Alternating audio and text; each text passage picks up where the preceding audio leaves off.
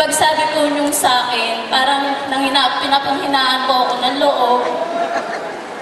Tapos po, bali po 4 years po akong nagsasuffer dito sa sakit na to. Nahihiya po ako lumabas sa amin.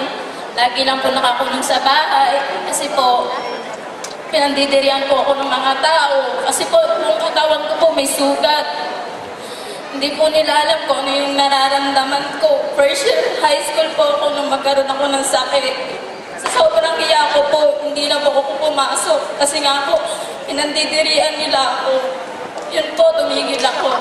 Tapos, nung balik ko nung hindi po inangasahang araw po, may dumating po sa amin na isang kinatawan po ng AIM Global.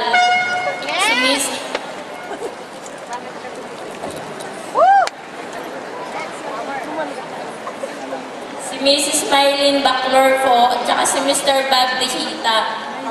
Ano po siya, galing under Dream Team Alliances, headed by Mr. Roy Cueto and Mr. Laksamana. Dahil po, ito po yung gamot na nakapagpagaling sa akin. Ito po ng AIM Global.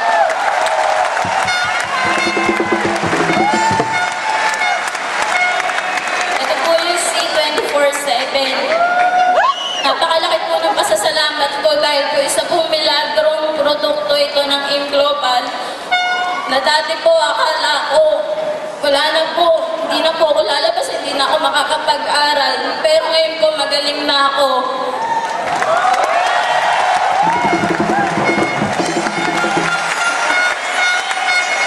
Nakakalabas na po ako ng bahay.